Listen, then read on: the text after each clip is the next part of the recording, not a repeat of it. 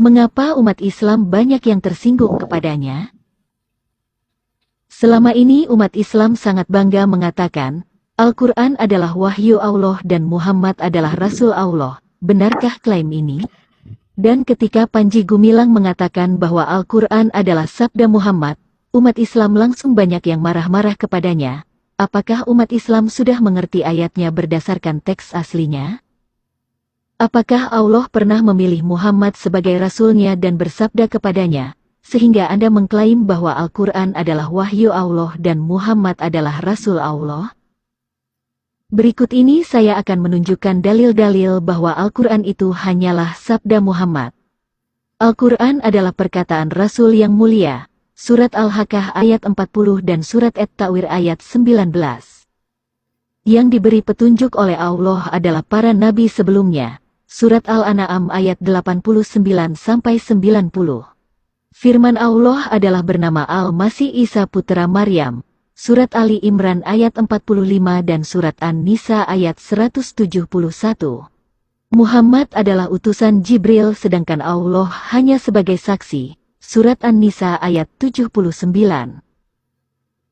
Ada dua surat di dalam Al-Quran yang mengatakan bahwa Al-Quran itu adalah perkataan Rasul yang mulia, bukan firman Allah, yaitu Quran Surah Al-Haqqah ayat 40, dan Quran Surat At-Ta'wir ayat 19.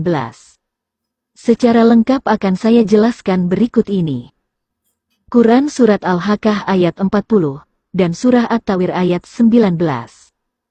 Innahu laqawlu rasulin karim. Innahu, artinya, sesungguhnya ia atau Al-Quran. Laqawlu, artinya, benar-benar perkataan. Rasulin, artinya, Rasul. Karimin, artinya, yang mulia. Sehingga makna original teksnya adalah, sesungguhnya Al-Quran itu adalah benar-benar perkataan Rasul yang mulia. Hal ini bersesuaian dengan pernyataan Quran Surah An-An'am ayat 89-90 yang berkata bahwa yang telah mendapat petunjuk dari Allah adalah para nabi sebelumnya. Mereka itulah orang-orang yang telah kami berikan kitab, hikmah dan kenabian. Jika orang-orang Quraisy itu mengingkarinya, maka kami akan menyerahkannya kepada kaum yang tidak mengingkarinya. Mereka itulah para nabi sebelumnya yang telah diberi petunjuk oleh Allah.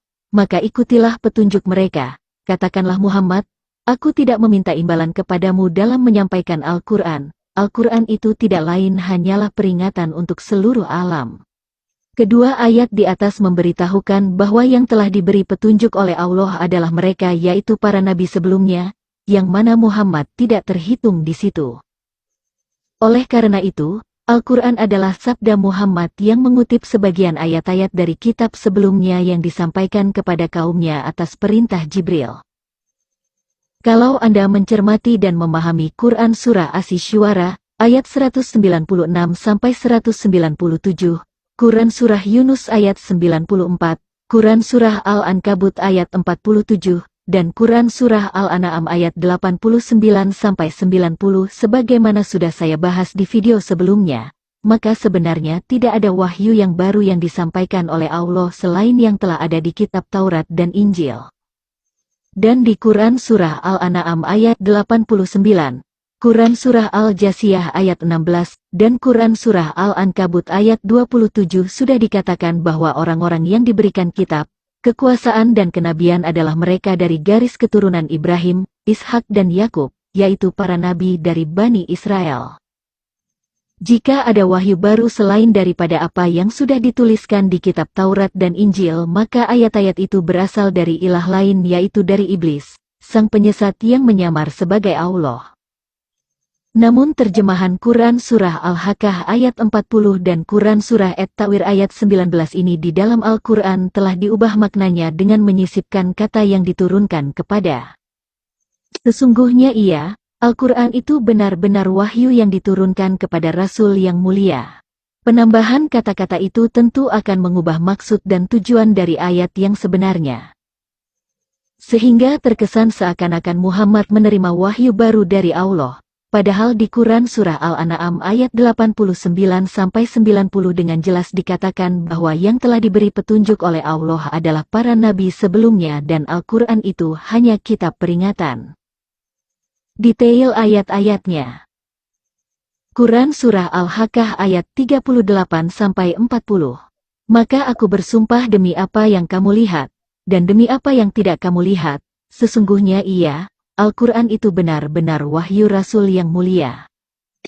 Quran Surah At-Tawir ayat 15-19. Aku bersumpah demi bintang-bintang, yang beredar dan terbenam, demi malam apabila telah larut, dan demi subuh apabila fajar telah menyingsing, sesungguhnya Al-Quran itu benar-benar firman utusan yang mulia. Siapa yang berkata, aku, di Quran Surah Al-Haqqah ayat 38 dan Surah At-Tawir ayat 15 tersebut. Tidak mungkin yang berkata aku di Quran Surah Al-Haqqah ayat 38 ini adalah Tuhan atau Jibril, sebab ia sendiri berkata, wahyu Rasul yang mulia. Yang paling masuk akal adalah Muhammad, yang mengakui bahwa Al-Quran adalah wahyu Rasul yang mulia, yaitu Jibril. Tidak mungkin sosok yang berkata aku di Quran Surah At-Tawir ayat 15 ini adalah Tuhan atau Jibril, sebab ia sendiri berkata, wahyu Rasul yang mulia. Yang paling masuk akal adalah Muhammad yang mengakui bahwa Al-Quran adalah wahyu Rasul yang mulia, yaitu Jibril. Oleh karena itu, yang diklaim sebagai kitab Al-Quran yang sebenarnya hanyalah sabda Muhammad kepada kaumnya yang mengutip ayat-ayat kitab sebelumnya.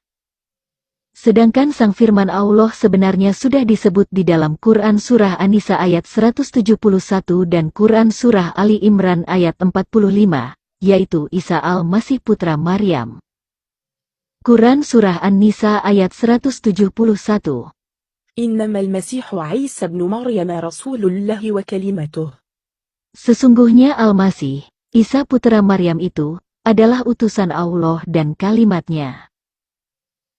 Wa kalimatuhu artinya adalah kalimatnya atau firman Allah, yang artinya bahwa Isa itu adalah sang firman Allah itu sendiri, bukan yang diciptakan dengan firman-Nya. Quran Surah Ali Imran ayat 45.